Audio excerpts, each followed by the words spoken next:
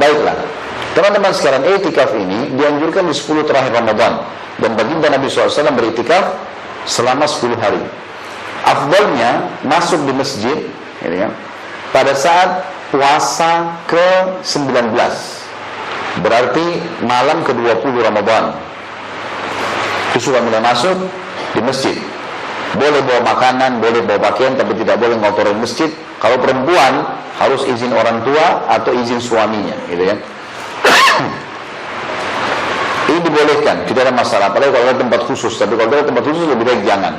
Karena Aisyah dan beberapa ummahatul mukminin setelah meninggalkan Nabi SAW beriktikaf, gitu kan, di masjid. Teman-teman sekalian, i'tikaf ini mulai masuk yang paling afdal puasa ke-19 berarti malam 20 sampai selesai sholat Idul Fitri. Memang di situ Idul Fitrinya sekalian. Makanya dianjurkan untuk mengambil masjid yang jami', yang dipakai sholat Id. Ada mimbar, dipakai Jumat, gitu ya. Jadi Jumat pun tidak harus keluar, karena ini betul-betul di masjid ikat diri, nggak boleh keluar kecuali darurat. Sebenarnya ulama mengatakan darurat adalah hal-hal yang memang dia dianjurkan, seperti ngantar jenazah, dia sakit harus berobat, atau istrinya berkunjung dia harus antar pulang. Sesuatu yang dia harus lakukan, ibunya panggil orang tuanya, maka dia selesaikan hajat baru dia kembali. Karena pernah Nabi SAW dikunjungi waktu lagi i'tikaf dengan Sofia radhiyallahu anha di masjid, lalu Nabi SAW mengantar Sofia pulang. Lagi i'tikaf, mengantar istrinya pulang, gitu ya.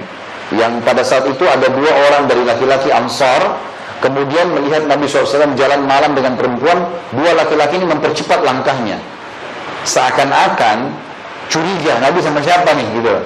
Malam-malam kan ini waktu i'tikaf. Maka kata Nabi SAW, ala rizkikum, hati-hatilah, pelan-pelanlah, fa innaha Sofiyah binti Huyai, ini Sofia istri saya. Maka mereka mengatakan, subhanallah, 2 laki-laki ini. Kata Nabi SAW, sesungguhnya syaitan mengalir dalam diri manusia di aliran-aliran darahnya. Tidak bisa kalian bilang itu bukan karena kalian mau curigai. Saya tahu, wahyu, gitu kan. Syaitan bisa lari dalam darah kalian. Maka saya sebutkan, ini Sofia binti Huyai, istri saya. Tidak ada kecurigaan. Tapi saksi bahasan kita, boleh keluar dari i'tikaf, ya, karena ingin mengantar istri pulang, gitu kan. Dan orang kalau i'tikaf tidak boleh berhubungan biologis. Kalau pulang ke rumah, kemudian mungkin ada hajat, anaknya sakit, dia harus darurat pulang, dia harus kembali lagi, tidak boleh dia berhubungan badan. Allah SWT melarang itu. Dan jangan gauli istri-istri kalian pada saat kalian sedang beriktikaf di masjid, dianggap batal iktikafnya, gitu loh. Baik, ini yang paling afdal. Kalau tidak bisa, maka iktikaf boleh memilih. Kalau teman-teman yang kerja di sini punya kerjaan dan Ramadan tetap berjalan, inilah hari-hari libur, Sabtu, Ahad. Jadi malam Sabtu antum cari masjid yang terdekat, yang besar. Di Indonesia alhamdulillah sudah mulai rapi ya. Jadi Ramadan itu sudah mulai ada kupon buka puasa, ada kupon sahur ya. Biasanya kita bayar di masjid, kemudian kita buka puasa di situ ya, sahur di situ. Bayar 20.000 atau 15.000, nanti kupon itu dikasih jam 3 atau jam 4 selesai sholat malam, biasanya dibagikan makanan itu. Tentu saja kalau yang pernah saya kerjakan, karena kadang-kadang Ramadan padat sekali jadwal ceramah, maka yang saya lakukan kalau hari-hari libur, saya bawa istri saya sama anak-anak di hari Sabtu atau hari Jumat, kemudian cari masjid besar, datang ke sana, bawa makanan, ya. Kadang-kadang juga di situ banyak yang jual makanan.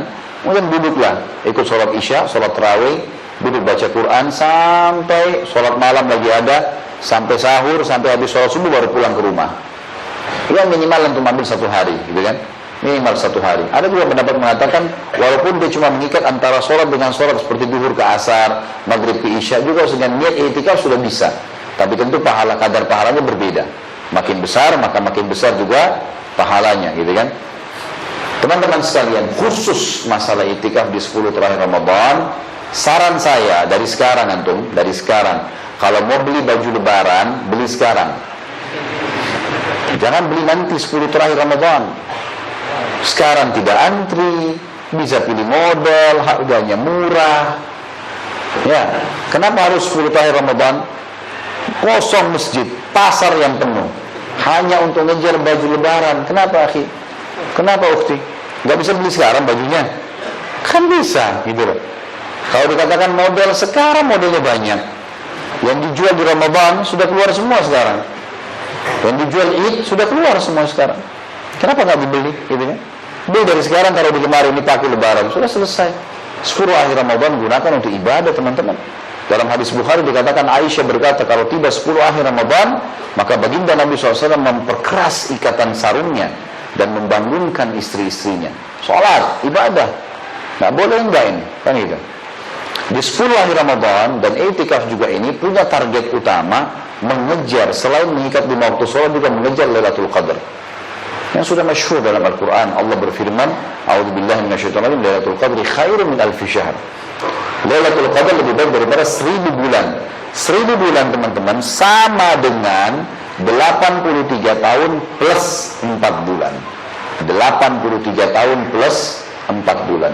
Maksudnya, kalau antum sempat mengucapkan subhanallah saja, subhanallah, pas Lailatul Qadar yang berputar di malam-malam ganjil 10 terakhir Ramadan, malam 21, malam 23, malam 25, malam 27, malam 29.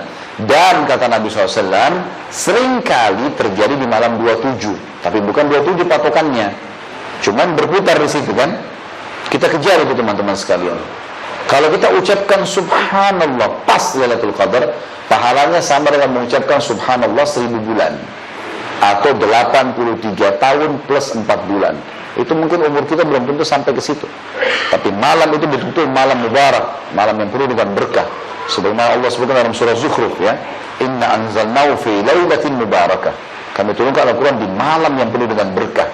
Itu turunnya di malam ke-27 dari Ramadan. Jadi memang betul-betul berkah di situ, teman-teman sekalian. Dan pada saat itu Allah mengatakan yufraku kullu amrin hakim. Pada saat itu semua perkara setahun ke depan ditetapkan di muka bumi. Diturunkan dari Lauhul Mahfuz, itu Lailatul Qadar, diterapkan. Makanya Aisyah bertanya dalam hadis Bukhari, ya Rasulullah, kalau saya dapat Lailatul Qadar, apa yang saya baca? Nabi ajarin satu doa, Allahumma innaka afuwun tuhibbul afwa fa'fu anni. Ya Allah, kau suka memaafkan, maka maafkanlah aku. Karena kalau dimaafin, maksudnya setahun ke depan dimaafin nih, dapat bonus itu, gitu kan? Begitu pula teman-teman kalau sholat malam, begitu pula kalau sedekah, begitu pula baca Al-Quran, pokoknya sama dengan 1000 bulan. Jangan sia-siain. Dan jangan pilih malam, karena ini berputar di malam-malam ganjil, kita nggak pernah tahu.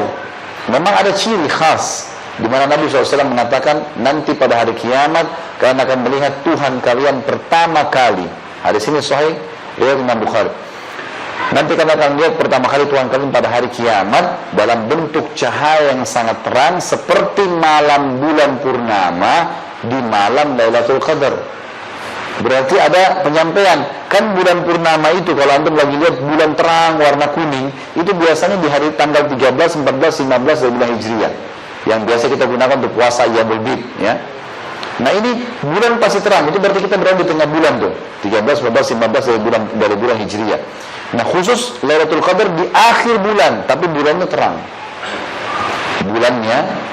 gitu kan. Seperti itulah. Yang jelas ini patokannya. Sebagian ulama mengatakan Lailatul Qadar itu kalau lagi musim hujan, dia akan berhenti hujan pada saat itu. Kalau musim panas, malah dia akan gerimis. Sebagai tanda berkah dari Allah Subhanahu wa taala. Tapi teman-teman, terlepas daripada tanda-tanda yang merupakan juhud ini, upaya ini, tetap kita ikat diri di malam-malam ganjil itu. Kita ganjil. Dan sebagian ulama mengatakan untuk menghitung malam ganjil itu tidak bisa kita patok satu tempat. Karena gini, kadang-kadang mungkin kita malam ganjil di sini belum tentu malam ganjil di tempat lain.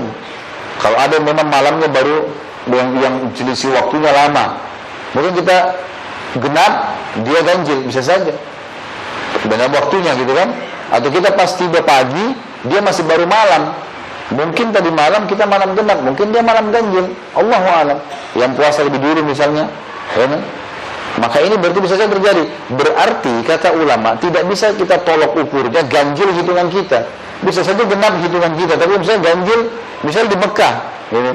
Mungkin itu Lailatul Qadar, Allahu a'lam. Kita nggak tahu. Dan semua orang pasti lewatin Lailatul Qadar, nggak ada yang tidak lewatin. Cuman siapa yang beruntung pada saat itu ibadah. Dan ibadah puncak yang diperintahkan sholat malam. Kata Nabi SAW dalam hadis Bukhari Muslim, man qama Lailatul Qadri imanan wa ihtisaba ghufira ma taqaddama min dhanbi. Siapa yang menjadikan Lailatul Qadar dengan sholat Lailatul Qadar malamnya dengan keimanan dan mengharapkan pahalanya, maka diampuni semua dosa-dosanya yang telah lalu. Yang keberapa ini? Yang ketujuh. Baik, masih masuk, baru mau yang ketujuh ya?